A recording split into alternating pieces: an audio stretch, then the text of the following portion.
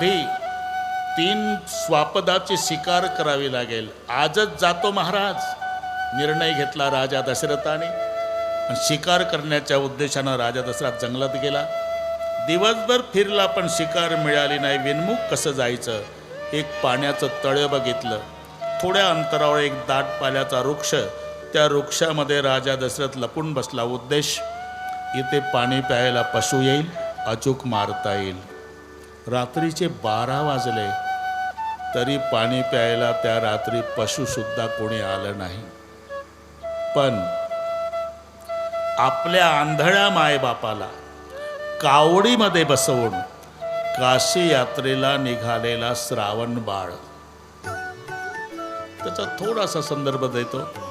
ते मागच्या जन्मी एका पक्षाचं पिलू होतं. जंगलाला लागली आग.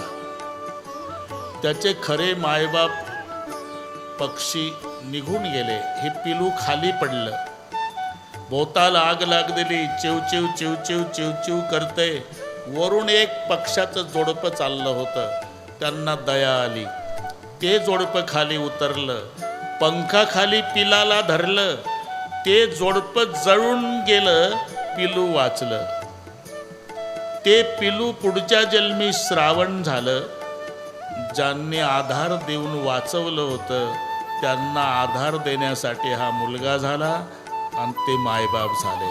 यज्ञदत्त बापाचं नाव आणि शूद्री हे आईचं नाव. जन्मांध आहे. त्यांना कावडीमध्ये बसवून काशी यात्रेला निघालेला श्रावण. सायंकाळपासून तहान लागली पण एवढ्या भयानक जंगलामध्ये लेकरू कुठे शोधार्थ पाण्याच्या जाईल म्हणून तहानेचं दुःख सहन केलं. मध्यरात्र झाली. श्रावणा पाणी पाज बाळा. कावड लटकवून दिली आणि श्रावण तिथे आला जिथे दशरथ राजा शिकारीला टपून बसला झाडात लपलेला. पाणी बघितलं. श्रावणाच्या आनंदाला पारावर नाही. गुडघ्या इतक्या पाण्यात गेला. कमंडलू बुडवला.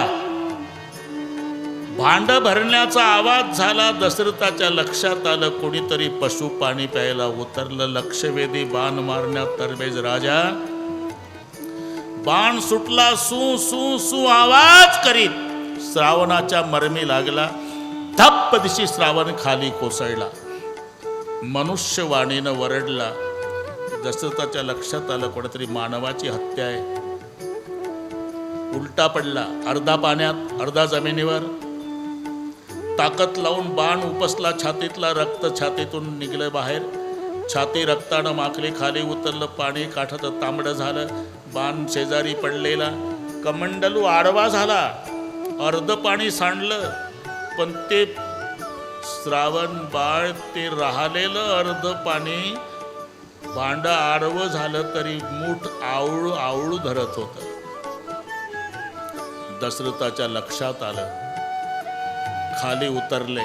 झपाझप पावलं टाकीत राजे तिथपर्यंत आले. ती पूर्वी कविता होती. जुन्या लोकांना येत असे.